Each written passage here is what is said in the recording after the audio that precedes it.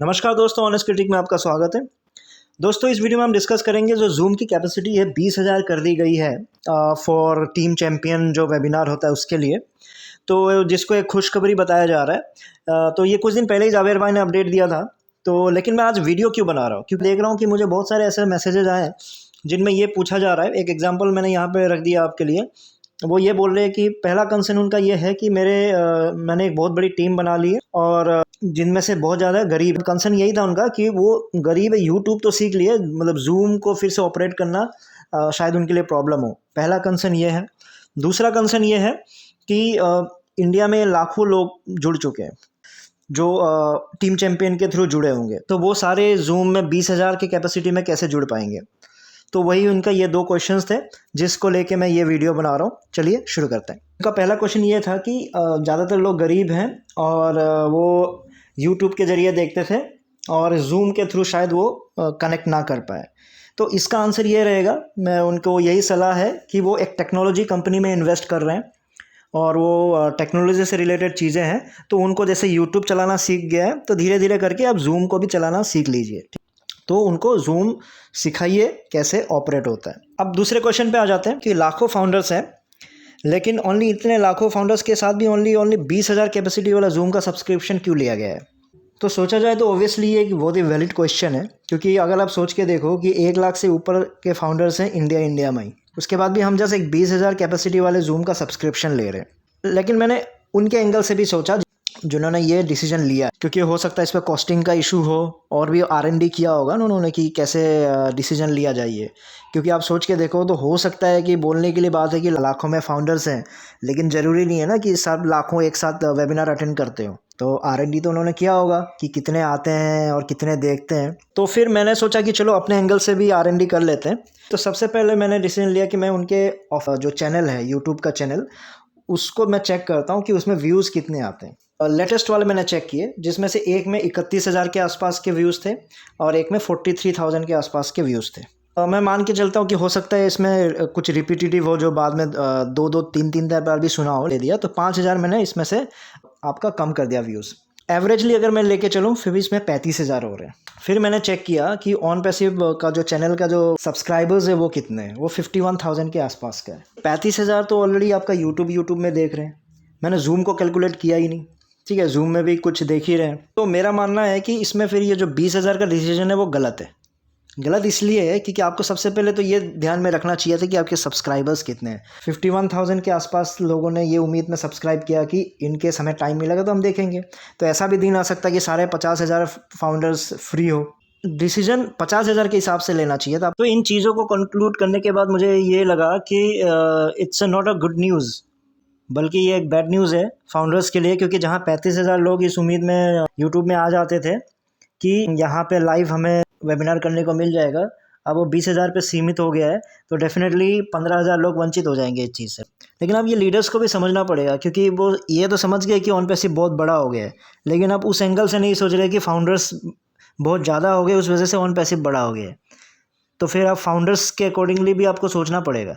अगर यूट्यूब से आप हट रहे हो तो सिर्फ आप जूम पे जा रहे हो, तो उस तरह के फिर आपको एक प्लानिंग करनी पड़ेगी कि फिर इतने सारे लोगों को कैसे जोड़ा जाए। क्योंकि ये सिर्फ ऑन पैसिव के लिए स्पेशल टाइम नहीं आ रहा है, ये फाउंडर्स के लिए भी एक स्पेशल टाइम आ रहा है, जहाँ वो पल पल के अपडेट, पल पल के वेबिनार को अटेंड करने में उनको मज़ा आ रहा है। तो लीडर्स को मेरा रिक्वेस्ट है कि काइंडली इस बारे में सोचिए, क्योंकि अगर 35,000 लोग भी आपको अगर देख रहे हैं इतने लाखों में से, तो उसमें से भी 15,000 आपके वंचित हो जाएंगे। हो सकता है कि उसमें जो 35,000 वो लीडर्स के रूप में हो, जो जाके अपडेट देते हो, उनमें भी से अगर 15,000 हट जाएंगे तो जो लाखों लोग हैं उनको इन्फॉर्मेशन सही से पहुंचेगी नहीं।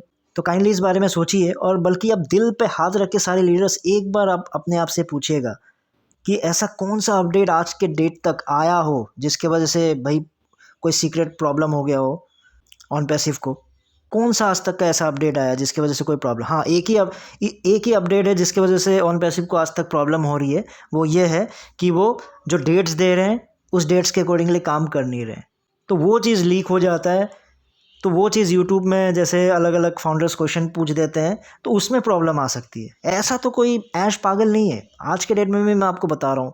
याद रखिएगा, चाहे आप इस तरह की मीटिंग्स जूम पे कर लो, चाहे आप गो फाउंडर के बैक ऑफिस में जाके कर लो, ऐश आज के डेट में भी उनको पता है कि वहाँ से भी चीज़ें लीक हो सकती है, वो किसी भी एंगल में जो चीज़ नहीं बतानी है वो नहीं है बताएगा। तो ये फालतू के ड्रामा करने की ज़रूरत नहीं है। अगर ऐसा कुछ होना भी था, ठीक है, तो फिर एज अ विजनरी ऐश ने इस बारे में क्यों नहीं सोचा? उनको तो पहले ही एज अ विजनरी सोच लेना चाहिए था ना कि मुझे सबसे पहले ओ कनेक्ट को लॉन्च करना था। ओ कनेक्ट 10,000 की कैपेसिटी की खुशखबरी देके पिछले साल आने वाला था, अब वो जूम 20,000 पे आ गया। ठीक है, आईटी ऐसा ही होता है, जो आईटी फील्ड है ऐसा ही है, आप सोचते रहोगे और वहाँ ग्रोथ बहुत तेज़ी से हो रहा होता है। मैं ये नहीं कह रहा कि आप अपने सीक्रेट को रिवील करते हुए उस प्रोडक्ट को लाओ। एक नॉर्मल सा प्रोडक्ट ओ कनेक्ट को आप एज अ लाइटर वर्जन, जिसको बोलते हैं लाइटर वर्जन, तो आप निकाल सकते हो ना, ताकि लोग उससे जुड़ सके, अगर इतना सीक्रेट कुछ मीटिंग होने वाला है तो चलिए, ये तो फिर बेकार का एक्सपेक्टेशन हो जाएगा। तो इसका सोल्यूशन क्या है? सोल्यूशन हो सकता है कि लीडर्स ने सोचा हो, लेकिन जावेर के वीडियो में इस बात को नहीं बोला गया था, इसलिए मैं एज अ सोल्यूशन इसको बता रहा हूँ कि जो टीम चैंपियन के वेबिनार की जो रिकॉर्डिंग होती है उसको आप बैक ऑफिस पे डाल दीजिए।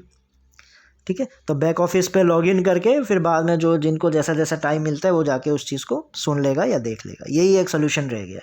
आई होप कि अगर ऐसा प्लान था तो सही है, अगर ऐसा प्लान नहीं है तो डायरेक्टली रिकॉर्डिंग का कुछ कीजिए, ताकि जो लाइव ना देख सकता हो तो उनके लिए हेल्प हो जाएगा कि वो गो फाउंडर में लॉगिन करके बाद में वो जाके उसको सुन लेगा। सारे फाउंडर्स से मेरी ये रिक्वेस्ट है, जो मेरे व्यूअर्स हैं उनसे ये रिक्वेस्ट है कि आप इन चीज़ों को अपने लीडर्स तक पहुँचाइए, क्योंकि ऐसा नहीं है कि सब लोग खुश हैं, बहुत सारे इश्यूज़ भी आ रही है, तो उनके साथ ये प्रॉब्लम अगर हो रही है तो अगर इससे सोल्यूशन मिलता है तो गुड फॉर देम। और एक मेरी रिक्वेस्ट है आप सबसे कि हर चीज़ को आप सिर्फ नेगेटिव और पॉजिटिव में डिवाइड मत कीजिए। ठीक है, कुछ फैक्ट्स भी होती हैं, उनके एंगल से भी आप सोचिए, क्योंकि मुझे पता है कि ये वीडियो ज़्यादातर फिर आप नेगेटिव बोलने लगोगे। सिंपल सा एक एग्जांपल दे रहा हूँ कि आज सुबह सुबह जैसे पिताजी ने मुझे बोला कि भाई दिवाली सर पे है और अभी तक घर की लाइटनिंग का काम किया नहीं है, तो मैंने सिंपल बोला था कोई नहीं, मुझे तो टाइम नहीं हो पाएगा, तो मैं एक काम करूँगा, मैं इलेक्ट्रिशियन भेज दूँगा।